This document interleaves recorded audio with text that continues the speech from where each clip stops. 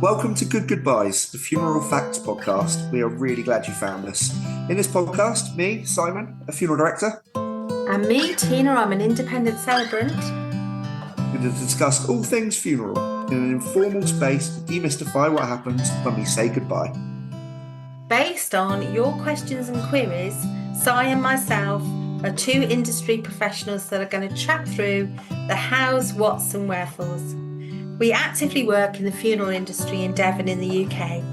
So, we hope you enjoy the episode ahead. Welcome to Good Goobyes.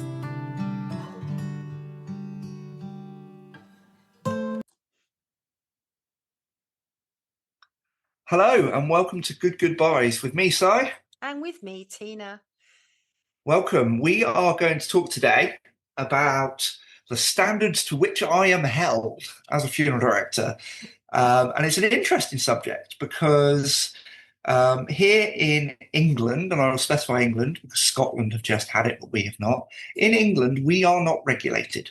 There is no regulation of the funeral industry whatsoever, which is fascinating actually in itself. It's quite a scary thought as well at sometimes, because if you decided tomorrow you wanted to open funeral directors, there is absolutely nothing to stop you. I bet you so. That really surprises people. Yeah, people don't expect that. People think we would be governed within an inch of our life. Yeah, because in my tiny little brain, I kind of see it as a continuance of care. So like I think about healthcare and then I think about funeral directors and that world, and I sort of imagine that's a continuance of care. And if you think about the legislation, the standards, the rules, the inspections in healthcare that are not voluntary, there's a lot of them, absolutely, to reassure the general public, I suppose. And you would think someone like the CQC would have some control over this. Yeah, because the Care Quality Commission, they're in care homes, aren't they? Yeah, and lots of different facilities. You'd think that would be kind of where we would be looked after in some way, but it's not the case. So environmental health can come in and they can check our clinical waste, make sure that we've got consignment notes, make sure that's being dealt with accordingly. Mm-hmm. But that's it. So if you are looking for a good funeral director who cares enough to have put some standards in place, what kind of things will they have done? So this is where it's a choice, and it's funeral directors that make this decision to try and display something, try and show some standards, to try and show that they adhere. And I personally, I'm a member of the National Association of Funeral Directors, and we work to the Funeral Directors Code, which is it's a set of standards. It's a working guidelines, I suppose, because again, we can be inspected on it. And I actually had my inspection last week from one of the NAFD inspectors, David Hunter. Very, very nice guy, very, very knowledgeable in what he does.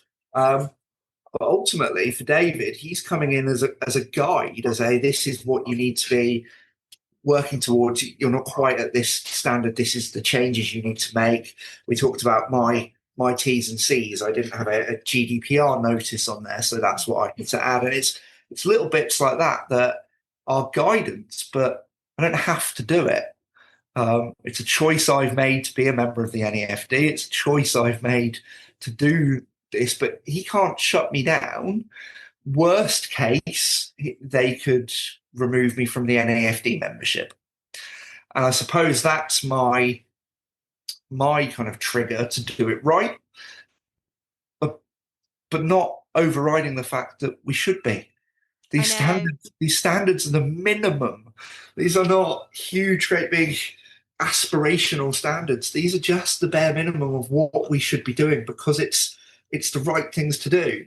So like number one on the Funeral Directors Code, and this is the prime demonstration of what it means, is act in the best interests of each client and prospective client. That should go without saying. Yeah. It provide the best possible level of care to bereaved people, keeping in mind specific needs of each client and family. Again, it's things that should go without saying, but a little reminder, a little framework, a little targeted reminders to say, look, this is what you should be doing each and every time, regardless of the situation. Because without that regulation and without being told explicitly, anyone can do anything in any way. And we've seen some of the disaster stories. We've seen the issues in Hull with legacy funeral directors. And unfortunately, that's where they weren't a member of any trade body. They weren't a member of the NAFD, of SAFE, of the BIFD. But they don't have to be. And It's as a result of which, nobody ever inspected the premises. Yeah. Nobody ever walked in there. And sometimes there are these historic moments in time, aren't they? And everyone's attention, like a spotlight, switches to the particular thing. And I know some of our listeners will remember Harold Shipman, a GP, who went about his business in a way where sometimes he speeded up the deaths of his clients. Never really fully understand his motives, but he thought it would be better for them than living, I guess. But so it was after watching his own mother suffer at the end of life. That's right. And he did this for a long time with quite a number of people until a nurse in one of the practices just started to notice a pattern and started to look into it. And it was before the days when we monitored deaths as we do now. Things are 1,000 times better than they were in his day, but it put this spotlight onto it, and a lot of work happened as a consequence of that. And nowadays, that I'm pretty assured that wouldn't happen today. Yeah. But I wonder whether in the UK what happened in Hull with that particular funeral director will lead to that spotlight and maybe a stronger standards setting. Yeah, and it feels really sad that things like Harold Shipman are the trigger that creates change. It's we just had the results of the Fuller inquiry. So David Fuller was an electrician accessing hospital mortuaries and doing unspeakable things, but there was no stopping him going in there. He had full keycard access to the entire hospital. He could do what he liked. Yeah. And that's now in the spotlight as to how that has to change, how mortuary management needs to be looked at in closer detail. And it's really sad that it takes for a disaster for something to change. That brings our attention to it. Yeah, Scotland coming into regulation is fantastic, but again, it's sad that this is not a UK government decision. Any respectable funeral director that does their practice in the best way for the best outcome of their clients and the deceased would absolutely embrace regulation. Yes, bring it on. Yeah. I feel the same from the point of view of celebrants, because I'm a member of the Association of Independent Celebrants. And as a registered nurse, I have my nurse's code of conduct. I have to register as a nurse every 3 years. I have to demonstrate my continuing professional development, loads of other things to be allowed to call myself a registered nurse and be on that register. And then when I became a celebrant, I was surprised that did not exist for celebrants in any way. And it doesn't. No. You a bit like you're saying, Si, about the funeral industry. I can be a member of the association, my professional organisation, because I like to think it might give the general public confidence that I've had the right training, I've got qualifications, I do continually develop myself. But I don't need to do that, and a celebrant doesn't need to be a member of any of that. A celebrant doesn't need to have had any training. Doesn't necessarily need to have insurance, which I have. And there is something, the Funeral Celebrant Council have a thing called the Celebrant Accord, and it's a bit like you were saying about your code of conduct. It's just 5 simple things that you imagine most people would want to do anyway if they were a celebrant, which is be professional, care for your clients, be calm and show natural leadership, write personalised ceremonies, and care about their own self-development. I mean, they're all a pretty straightforward set of things, aren't they? Yeah, you would think. Yeah, you would think. Yeah. I guess if I was choosing a funeral director or a celebrant, I certainly would be interested in, those credentials. Are they interested? Are they doing this for themselves in their business? Yeah. And I think that this is what I would say to anybody out there. And there are a few trade associations, trade bodies, NAFD, SAFE, BIFD I've mentioned. If you're looking at the door of a funeral director or looking on the website of a funeral director and they're not showing any accreditation, any what's the word I'm looking for? Affiliation with one of these trade bodies, you've almost got to ask yourself why. These are not associations that are trying to stop funeral directors doing a good job. It's exactly the opposite. The standards that they put in are, as I said, the bare minimum. This is really what you absolutely have to be doing as a starting point. Everything above and beyond, although I hate that term, I don't believe in above and beyond. If it can be done, it should be done. You should do it.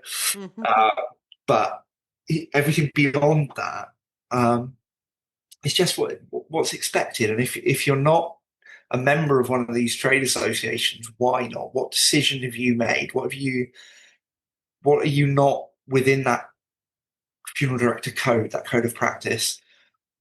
Which one of those standards aren't you upholding? Because if you are upholding, why wouldn't you be a member? Yeah. And similarly, I always think if that feels like too much of an effort, then what else will feel like too much of an effort? Yeah. For families. Because, I work with a lot of funeral directors who absolutely are going over and above, if you want to use that language, all the time. Yeah. Yeah. Yeah. This is the thing. I've said it before. The answer is yes. What's the question? Yes. Above and beyond, the extra mile, all these terms you hear. I'm a great believer that if a family says, "Oh, I'd really like this," if it's possible, it should be done. That isn't the extra mile. That's the standard. But also, maybe I hold myself to a higher standard than others might, but I don't think that's the case. I certainly don't think that should be the case. No. What I like about what you're saying is it actually keeps it really fresh and alive for us as practitioners as well as professionals. Because, if you are in the industry where you do a lot of funerals, you could get to a point of a little bit of compassion fatigue if you don't look after yourself, if you don't kind of keep it fresh for yourself. And the more that you respond very individually to people, the more likely it is to feel fresh and creative and like you're purposeful, meaningful, all that stuff. Yeah, absolutely. And the code that I work to is updated all the time. So there's a whole section now on working with regulators, because there is regulation in Scotland where the NAFD are active. But across the board, this is changed and updated, and they have a lot of meetings, and actually they've got committees now that sit and look at the standards, look at how this should be adjusted. And so David came and visited last week, and actually I know David's a listener to the podcast, so hi David. I didn't know David was coming to see me until Wednesday night of last week. He said, "I'm going to come and see you tomorrow morning." That was the first I knew of it.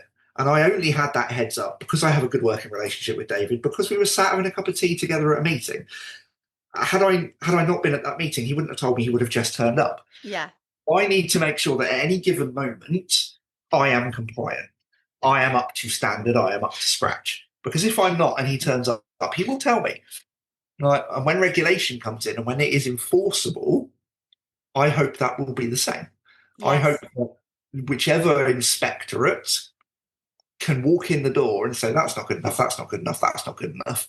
You've got a week to fix it." At the moment, David can come and say, "That's not good enough, that's not good enough, that's not good enough. I'll be back in a month to see how you've got on." Yeah.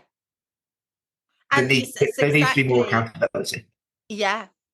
I mean, that's exactly how the Care Quality Commission works in healthcare, where you can be going to work one morning and this has happened to me and have a phone call saying the CQC are at 3 of your community hospitals. It's like, Yep, okay, brilliant. that's nice. Well, I hope you've welcomed them, found them a room, made them Yeah, a cup of tea, and they want to see it as a patient, an end user, a client would see it on that particular day, and that's fair yeah, enough, isn't it? yeah, absolutely. They don't want the mopped and tidied Mm, because they're coming. yeah, They want it because that's what you do as best practice all day, every day. yeah. I always used to like that saying that people used to say where the Queen, when she was alive, used to think everywhere smelt of fresh paint. Yep. She went for her visits, it was painted. So yeah, it's quite funny, really, isn't it? Yeah. Yeah. So how But often does it happen then annually? so it's done on a managed risk kind of basis. So um, if you pass your inspection and you pass well, they're not going to be coming and knocking on your door a month later or 6 months later because very little should have changed. You should still be holding to yourself at that standard. If you've done some things badly or you're not demonstrating the kind of the behaviours that are required from the code, they're going to be knocking on your door more often. Mm, Um, and as an NAFD member, Mr. Hunter can walk in this door whenever he likes and inspect. I have no say in that whatsoever if I want to keep my membership. So it's done on a risk kind of basis. If he walks in here and he's not happy with something he sees, he'll probably come back a month later. If he comes in here, as is the case with me, and I'm very pleased to have passed to the level that I've passed to, it might be that, well, actually, he doesn't need to bother coming and seeing me. It's a waste of his time. It's a waste of my time. There are other facilities that he needs to be paying more attention to. yeah. So if I you, think sorry, Si, didn't mean to speak I over think you. I think it's a really good way of doing it because Mm, actually he has got limited time. He's got 4,000 funeral directors across the country to be looking after. yeah, If he doesn't need to come and see me because I'm doing a good job, then that's a win for him and a win for me. It doesn't mean that I won't do the job to that standard because still, if he's across the road and other funeral directors that aren't doing so well, he's more likely to pop in here because he's 10 feet away. But yeah, yeah. it's And I, managed. I guess what Scotland will benefit now is Scottish people will benefit from what's going on there now, because many years ago, I knew of a situation in which the family were unhappy when someone was taken into the care of a funeral director and they moved their person from that funeral director to another. But Yeah, then they wanted to complain about the first one, but they didn't know what to do. And they really, at the time, wasn't anything to do because the first funeral director, wasn't a member of any society or affiliation. yeah, And therefore, there was nobody to talk to about them. Um, and so what ended up happening was the family just put lots of information on social media about the first funeral director that they'd been unhappy with. I yeah, suppose that's a way of giving feedback and putting it in the public domain, but I don't know how kind of helpful that is in the long run. But, yeah, for families at the moment, I suppose if they have a complaint or they're unhappy, other than talking to the funeral director themselves about it, I don't think there's very anywhere else for them to go. no, that's it. And that's what's another thing of being a member of a trade body is there is a clear and concise complaints procedure. Mm, Direct them to the NAFD website where they can make a mm, complaint and it will be heard by someone completely independent of me as well. And again, it's accountability that you're imposing on yourself. mm. But if you're doing it right, it's fine. Yeah, It goes yeah. back to my if you're not a member, why don't you want to be? Yes, such a good point. Well, I think this has been a very helpful episode explaining that you've just recently had your inspection and what's Yes. involved. Yeah, Um, and this is how Good Goodbyes works. Little things come up that we think actually would be really good to talk about. mm, So do keep questions coming in and things you want to know about because that's how we talk about the most relevant stuff. So yeah, yeah, and the way to find that, listeners, is if you look at our podcast notes at the bottom, you'll see a little prompt, linked to the show, and you can text us on that link, or you can find Si and I on any of our social media or websites, and we'd be really happy to hear from you. absolutely. But yeah, um, look on the door, look on the website. Member of a trade body means that they have chosen to be inspected, and that choice is really, really important. Well said, Si. Thanks for joining us today, everybody. We'll catch you at the next one. You've been listening to Good Goobyes, the Funeral Facts podcast. Please do like, subscribe, comment and share. Drop any questions on our social media, on Instagram, or in the text option in the show notes. Si and I are qualified professionals, but we always advise our clients to seek any additional support from medical practitioners if they need to. And we hope you enjoyed this episode. Stay well and be kind to one another.